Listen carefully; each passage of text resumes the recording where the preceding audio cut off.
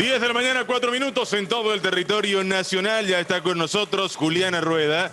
Ella, por supuesto, es la creadora, la directora de Mute Books y está con nosotros hoy. Estamos en abril, el mes del libro en Alternativa Musical. Buenos días, Juliana, ¿cómo estás? Hola, buenos días, Marcos. Muchas gracias por esta invitación. Bueno, para mí un placer y un privilegio que estés con nosotros y que nos estés acompañando, que hayas sacado un tiempo de tu tan atareada y tan full agenda para compartir hoy con nosotros. Por supuesto, es un placer enorme compartir contigo en la mañana de hoy, pero cuéntanos un poquitico, Juliana, cuéntanos un poquito de ti. ¿Quién es Juliana? Vale, mi nombre es Juliana Rueda, soy colombiana y en 2003 vine a estudiar a Barcelona, donde decidí quedarme ya para siempre, creo, por ahora. En 2010 fundé mi empresa que se llama Mute y es un estudio de grabación que en ese momento estaba creada para creación de sonido para medios audiovisuales.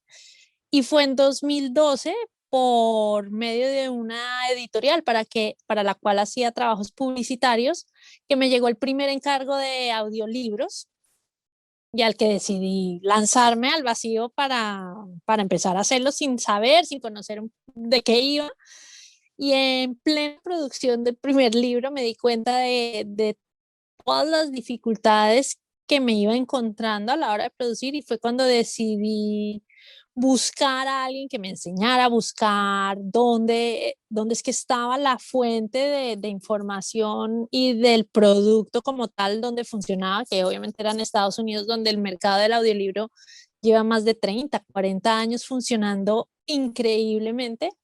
Y allí conocí a un productor ganador de 2 Grammys, encantador, que decidió tomarme como alumna porque él no tenía un curso como tal estructurado, pero cuando vio que él dirigía y yo necesitaba como una tutoría para saber por dónde llevar las cosas, empecé a estudiar con él, estuve estudiando con él 8 meses, terminé mis estudios yendo a Nueva York como a un cierre de taller donde lo conocí, lo vi dirigir, me dejó dirigir actores y en ese momento fue cuando empecé a estructurar un método para poder plasmar todo lo que él me había enseñado en el idioma castellano.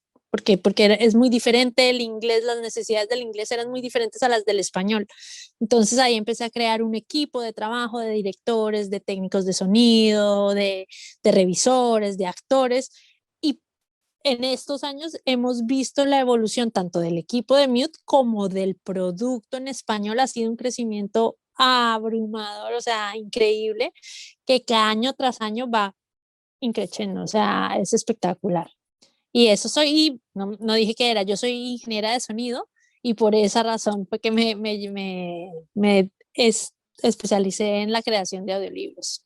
Bien, es decir que te fuiste a Barcelona y te formaste como ingeniero de sonido allí en Barcelona, ¿correcto? Me formé en Colombia, en la Universidad Javeriana, y en Barcelona hice un posgrado, un máster para sonido de medios audiovisuales. Bien, Juliana, ya tocamos un tema de qué es Mute y qué es Juliana, quién es Juliana, perdón. Vamos a decirle a la gente, digamos, en palabras que puedan comprender fácilmente, para los que no saben, hay muchos que ya lo saben, pero que lo diga Juliana, ¿qué es un audiolibro, Juliana? Un audiolibro realmente es la transformación oral de un texto escrito. Para mí eso es un audiolibro, es la manera de que las palabras que están escritas en un texto cobren vida a través de la voz de un actor que es capaz de actuar todas las emociones que el autor ha puesto en su texto. Entonces el audiolibro se convierte en un vehículo para llegar al texto escrito desde otro lugar. Perfecto. Juliana, y por ejemplo, me decías que el mercado en Estados Unidos tiene más o menos un tiempo de 30, 40 años, y ahora el mercado allí en España, yo he visto que de 4 años más o menos para acá ha tenido un crecimiento exponencial, sí, el mercado español. ¿Cómo ves el mercado español y cómo ves el mercado latinoamericano en comparación con el mercado español? Bueno, realmente, si lo pensamos, hay van casi de la mano el español con el latinoamericano, o sea, se piensa en un mercado de habla hispana, y ahora mismo no te sabría decir si la producción se está volcando incluso un poco más en Latinoamérica, porque el mercado hispanoparlante de Estados Unidos tira muchísimo en el consumo de audio. Entonces, ahora mismo creo que hay como una idea de que ambos acentos, incluso más el latinoamericano, para las editoriales está haciendo como un foco de atención. Y lo que tú dices, el crecimiento ha sido muy exponencial. En 2016, lo que ha pasado en estos últimos 4 o 5 años, con la entrada de plataformas de suscripción, con la puesta de grandes grupos editoriales para la producción de sus títulos, el audiolibro como que ya tiene un lugar dentro del mercado editorial importante.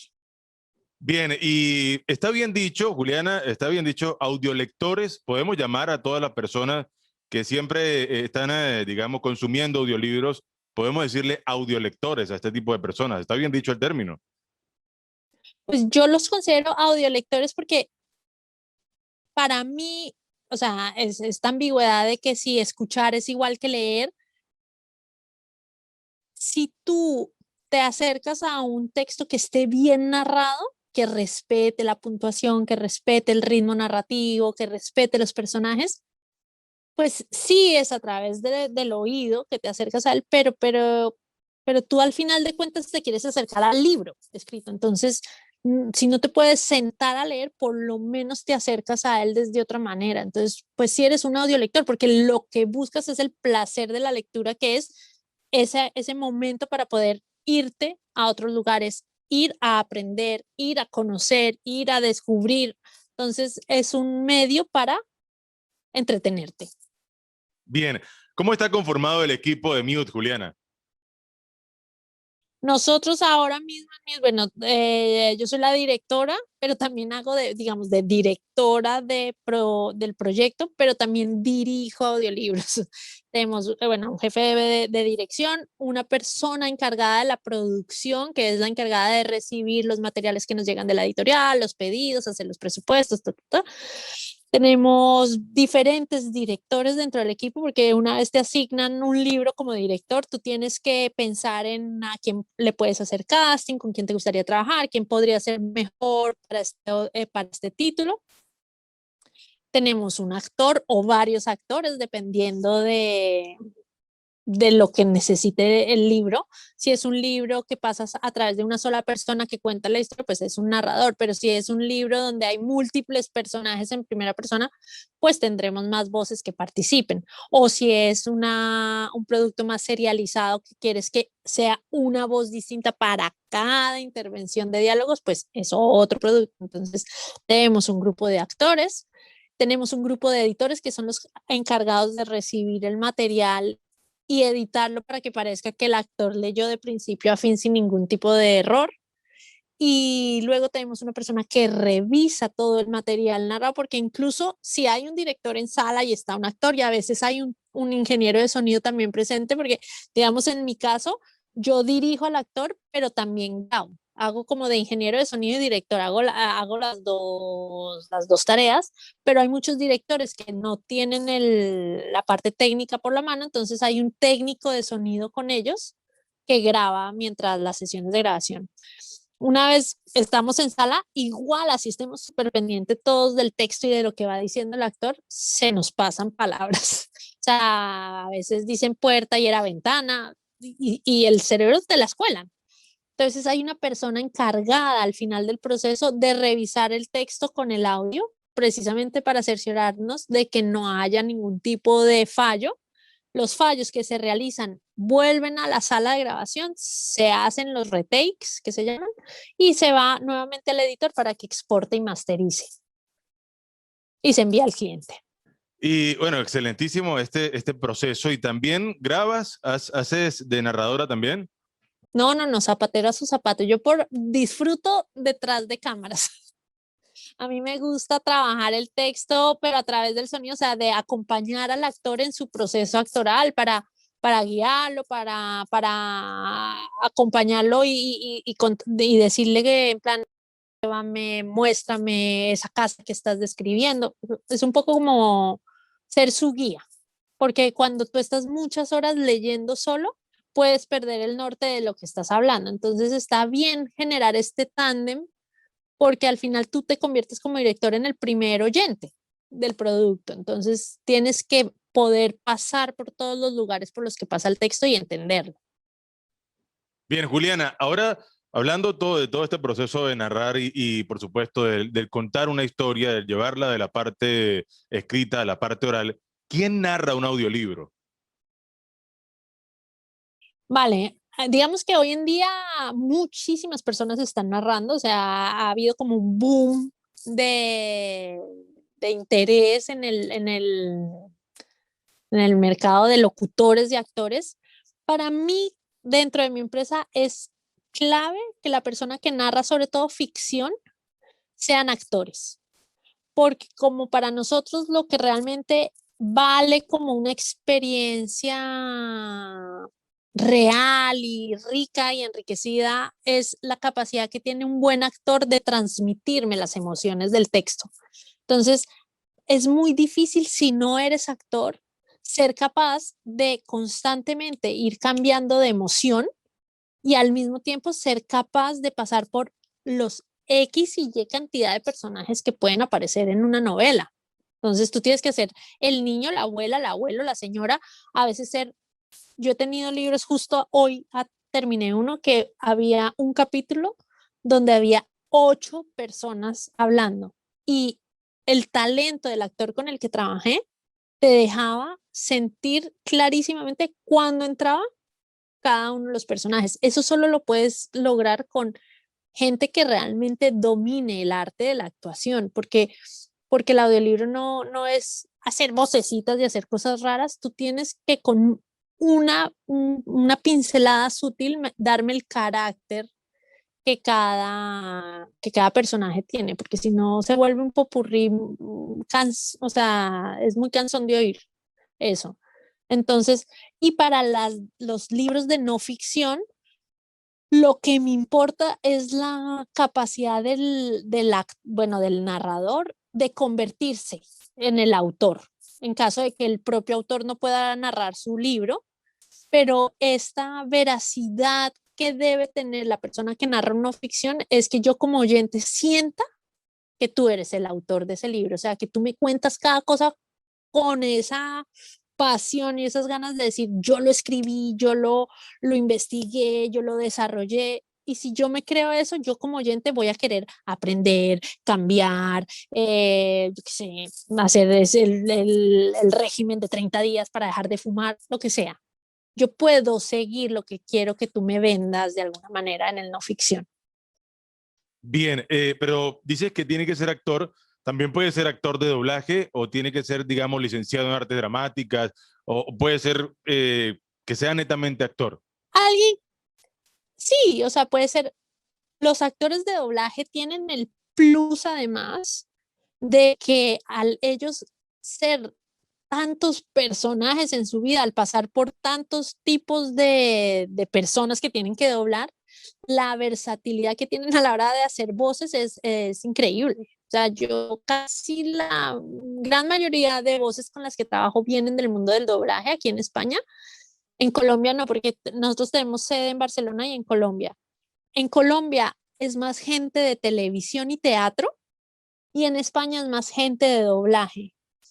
Y me pasa una cosa, que en Colombia los actores tienen un punto más natural, su tono es un poco más natural, pero la versatilidad que me da el actor de España a la hora de hacer personajes es increíble. O sea, es muchísimo más rica que la que tengo en Colombia por el simple hecho de eso, de que como constantemente día a día están haciendo y haciendo personajes diferentes, eso les da una paleta de construcción de personajes muy rica. Bien, y si hay alguien que por decir, digamos, ha hecho sus estudios de actuación de doblaje, tiene algunos otros estudios, puede también narrar un audiolibro. A ver, es lo que te digo, todo el mundo puede narrar, o sea, dependiendo desde dónde tomes el producto. Porque narrar, uno puede narrar y hablar en voz alta y leer un libro en voz alta. Pero hay que entender primero la disciplina. O sea, hay que entender las necesidades del texto escrito, cómo se debe transmitir a oral. O sea, tú debes entender cómo funciona la puntuación, cómo funciona la respiración, cómo funciona la manera de decir, de frasear, para que no caigas en una cantarina ni en una melodía recurrente, ni me rompas las comas. Tienes que saberlo, respirar, porque si no las ideas se van a cortar todas.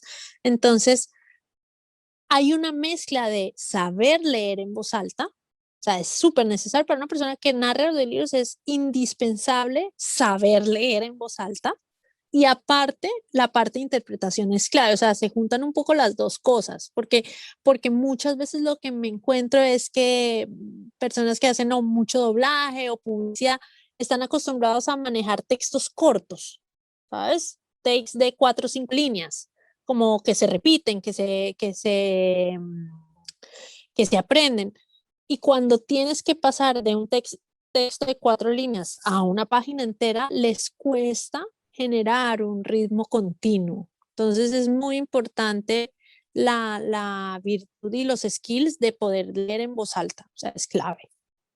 Bien, claro, y hace rato comentabas algo que lo tengo más adelante, pero voy a preguntarlo ahorita, porque yo siempre pues, he notado que un libro es narrado por una sola persona, pero dices que también ahora se está implementando esto de que varias personas, y ahí de pronto varios personajes en primera persona, de que lo haga, por ejemplo, otras voces, otros actores, y que si hay un personaje femenino, que también lo haga otro actor. ¿Qué es lo que se prefiere? ¿Que sean varios o que simplemente lo haga el mismo narrador todo? A ver, eso va un poco en lo que quiere la editorial, las necesidades del libro, cómo quieres manejar tu producción. Eso realmente las editoriales marcan un poco el estilo de producción que se quiera. Entonces, si un libro, ya, digamos, La Casa de los Espíritus. La Casa de los Espíritus tiene 2 narradores, uno en tercera que claramente pasa por las mujeres de la familia y un narrador en primera que es el hombre, el protagonista masculino del libro. Entonces, tú ahí entiendes al maquetar una producción que deben haber 2 narradores sí o sí, porque al hablar en primera persona un hombre, sería muy raro que una mujer hiciera eso, sería un fallo de producción. Entonces hay libros que te obligan sí o sí a hacerlo a 1, 2, 3 voces, dependiendo de lo que suceda en el libro. Y luego está el otro criterio editorial que es, digamos, un libro infantil, que hay un conejo, un zorro, un pato y un burro y un narrador. Y tú quieres que sea una producción enriquecida, pues lo puedes hacer una voz para un narrador, una voz para el pato, una voz para el burro, una voz. Y decides, dependiendo también del presupuesto que tengas, cuántas voces quieres que intervengan en el proyecto. Si tienes un presupuesto ajustado, también por eso los skills de tu narrador van a jugar mucho a favor del tipo de producción. Si tú tienes un actor muy bueno que sea capaz de hacer muchas voces, pues eso te va a cubrir muchos puntos de tu producción, porque vas a poder jugar muchísimo más que un actor que se vea limitado y me empieza a hacer cosas como caricaturescas y te rompen el libro ahí, porque te queda una caricatura al final de cuentas. En infantil en algunos casos puede funcionar, pero no siempre. Bien, ahora he visto por allí un estudio que ha hecho una compañía española también, en el que habla de que hay preferencia en cuanto a las voces de los narradores, a las voces graves, sobre las medias y sobre las agudas, y que al igual pasa con las narradoras femeninas, que es preferible la voz grave en la parte femenina, y que además este mismo estudio arroja que, digamos, los audiolectores prefieren un sonido estéreo sobre un sonido mono, pero que predomina actualmente el sonido binaural. ¿Qué piensas tú de esto, Juliana? ¿O cuál es tu punto de vista de acuerdo a tu experiencia? Que si realmente tomamos al audiolibro como una línea de seguimiento del texto escrito, el libro es el que va a mandar el tipo de voz que tengo, porque si mi narrador, mi punto de vista por el que pasa la historia es un chico de 30 años, yo no puedo poner una voz profunda de un hombre de 60, porque la experiencia por donde pasa la historia es una persona de 30. Entonces, para mí, primero, antes que nada, cuando escojo una voz, a menos de que sea un requisito de la editorial que me diga, te quiero que lo hagamos con esta voz, pero siempre igual, me lo leo y veo cuáles son las necesidades del libro. O sea, el libro es el que tiene que mandar el tipo de narrador, no la voz por sí sola, porque cuando nos vamos primero a la voz y luego a las necesidades del libro, ya estamos dejando a un lado la intención que quiso el autor en ese momento. Si el autor quiso pasar su novela por un chico de 20 años, no le pongas una voz de uno de 50 porque el punto de vista es diferente de una persona de 50 que a una de 20 y cambia. Y por eso te digo que la experiencia al escucharlo conectarás mejor con la voz que te haga sentir que eso que estás escuchando está sucediendo realmente. Y sobre lo de mono, estéreo, binaural, voy a lo de los efectos. Va mucho también lo que quieras, o sea, al final de cuentas es un momento de entretenimiento que tienes tú con algo que vas a escuchar y en algunos casos puede que te den ganas de escuchar un Saramago leído por una persona y ya está, porque buscas un tipo de lectura específica en un Saramago, pero luego si te vas a, yo qué sé, una saga de piratas, pues puede ser más entretenido tener las espadas y tener los cañones y es otro tipo de entretenimiento. Y el binaural es un entretenimiento más enriquecido porque juegas con las dimensiones y puedes sentir que te hablan aquí al oído y te genera una cosa sensorial pues que es divertida. Entonces es un poco dependiendo de en ese momento qué tipo de lectura quieras hacer, qué tipo de entretenimiento, a qué tipo de entretenimiento te quieras acercar.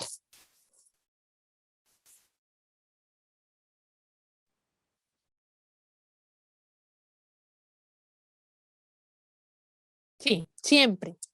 Y además es que en Mutebooks llevamos un tiempo trabajando en una herramienta que nos va a permitir un poco abrirnos a narradores del mundo que tengan capacidad de grabarse desde sus home studios, pero que sus home studios, o sea, estén homologados y que suenen bien y porque para nosotros la calidad es muy importante precisamente por lo que llevo diciendo todos estos minutos que llevamos hablando. O sea, la experiencia que tiene un oyente a la hora de sentarse a escuchar tiene que ser plena en todos los aspectos, en el aspecto técnico, o sea, que suene bien, que sea una sala insonorizada, con un buen micro, que no haya ruidos, pero que también sea un buen actor, que sepa leer, que sepa interpretar, una buena edición, que me haga sentir que se escucha de principio a fin, que no haya fallos de pronuncia, que no haya nombres que estén mal dichos, que todos, o sea, ese punto de calidad en todos los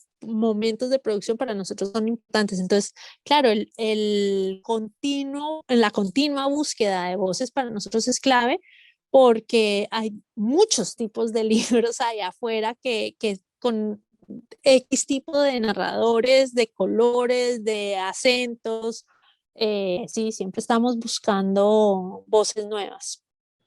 Y ahora, ¿qué requisito debo tener yo si quiero formar parte de tu equipo de trabajo? ¿Qué pasos debo seguir siendo ya actor o sintiéndome que tengo la capacidad? ¿Cuáles son los requisitos que debo seguir para formar parte de Mute? Para nosotros, digamos, yo cuando recibo o les pido casting a los actores, a mí me gusta oír un trozo donde tenga un fragmento narrativo de 30 a 40 segundos de narración y luego un trozo donde yo vea la versatilidad, sobre todo con un cambio de género, un chico y una chica, un abuelo y un niño, que haya un cambio real para ver por dónde pasa las cualidades actorales de este narrador. O sea, si yo veo que él afronta a los personajes desde una cosa rara de la voz y es súper exagerado y caricaturesco, me va a costar más contar con él porque el audio tiene eso. Yo con 30 segundos yo ya sé cómo lees y sepo cómo atacas los personajes. O sea, el audio tiene esa capacidad de decirte, ¿me lo creo o no me lo creo? Entonces, si yo me creo tu narración y tus personajes, probablemente te llamaré porque me ha pasado, o sea, cuando escuchas a alguien leer en voz alta, es muy fácil identificar quién es un buen lector. Es súper fácil.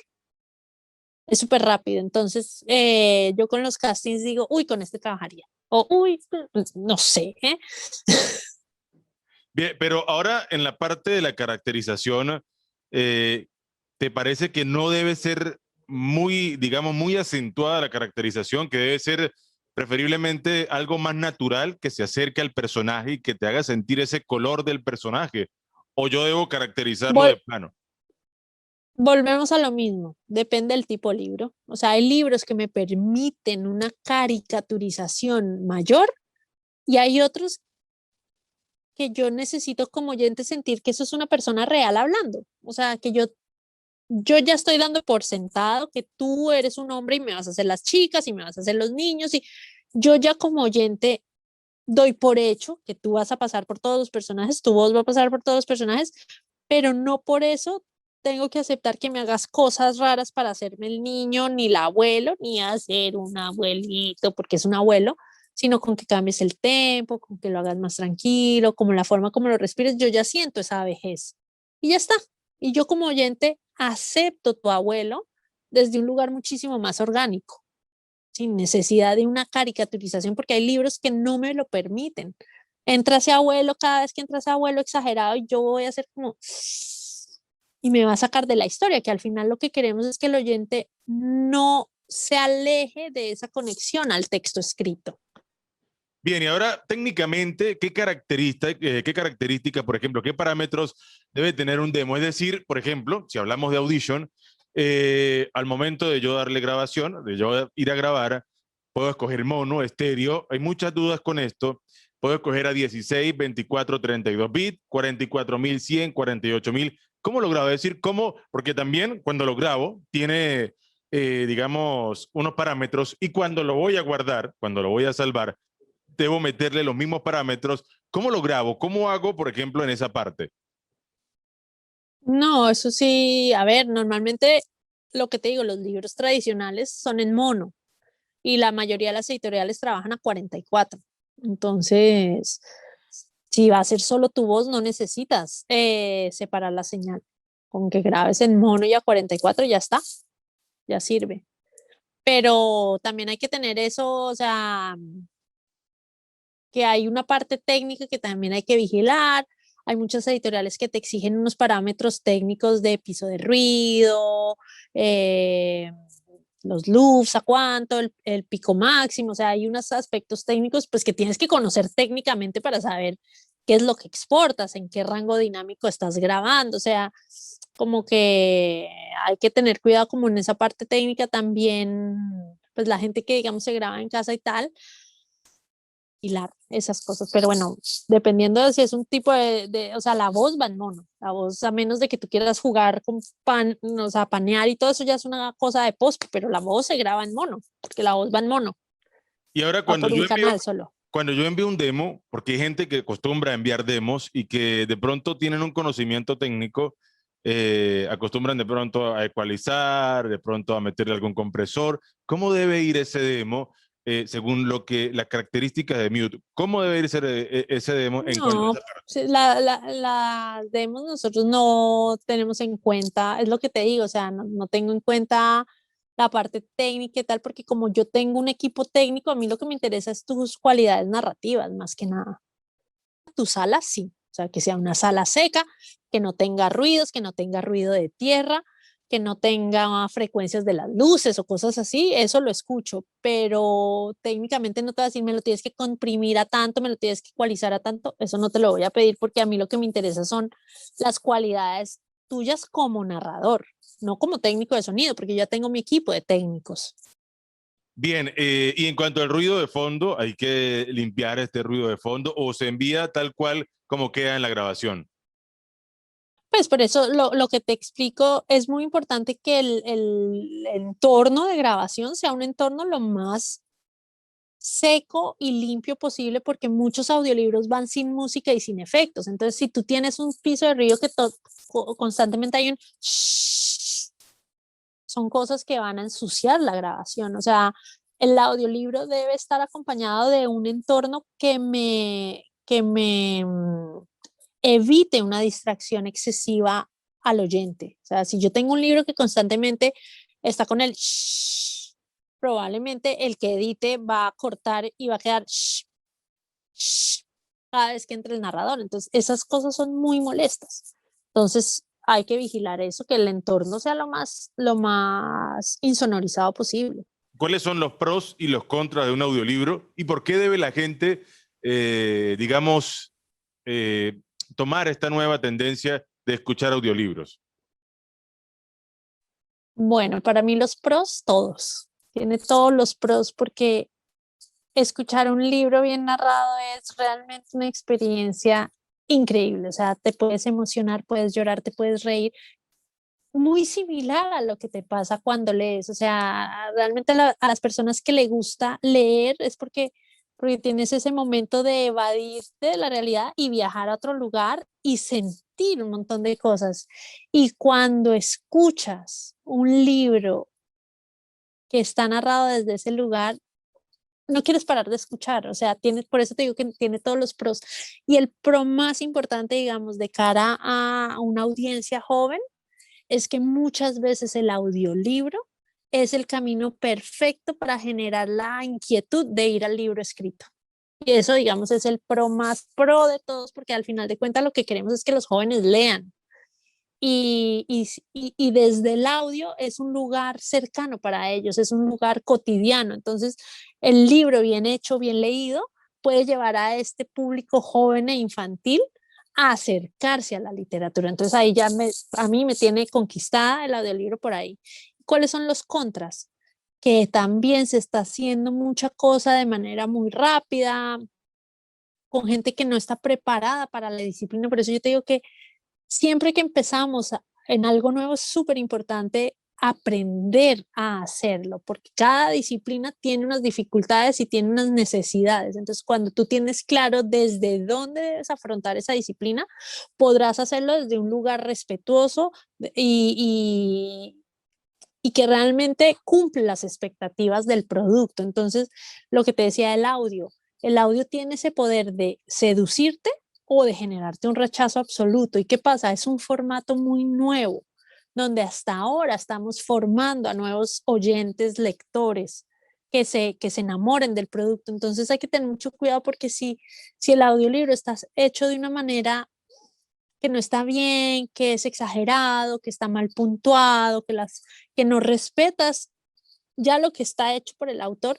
pues probablemente generará un rechazo a ese lector que puede que no tuviera tiempo de sentarse a leer, pero tampoco va a tener el tiempo, ese momento del entretenimiento se irá a otro formato, será la imagen, se irá a YouTube, se irá a otro tipo de entretenimiento. Entonces, el contra está en que si lo hacemos mal, podemos generar que haya un rechazo al producto que sigue siendo muy nuevo. Así llevemos 2 años de boom, es un producto todavía muy novedoso y que está en crecimiento. Entonces, precisamente por eso la importancia de formar a la audiencia, pero también formar al sector que está haciendo audiolibros, o sea, al sector editorial y de producción. Tenemos que formarnos y entender cuáles son las necesidades del producto. Bien, Juliana, muchísimas gracias por la entrevista de hoy. Aparte de audiolibros, ¿qué más, digamos, ramas de la locución abarca Mute? No, nosotros en Mute hacemos doblaje, hacemos producciones sonoras, documentales, series, estamos también incursionando en el tema de los podcasts, todo lo que tenga que ver con voz y sonido y bueno, cualquier cosa que necesite. Por eso nuestro eslogan, ponemos sonido a tus ideas. Al final de cuentas, todo lo que necesite ser escuchado en voz alta o no, estamos ahí para poderlo solucionar. Es decir, que bueno, incluso a los talentos que estén pensando en formar parte del equipo Mute, no solamente pueden limitarse a los audiolibros, sino que además Ahí, si de pronto no sirve para un audiolibro, puede servir a un comercial o a un documental o de pronto a algún Correcto, personaje. Bien, Juliana, correcto. muchísimas gracias. ¿Cuáles son las coordenadas de Mute para que las personas puedan seguirlos en Instagram y puedan buscarlos también a través del internet? Mira, nosotros somos Mute Books en Instagram y Mute Barcelona en Facebook.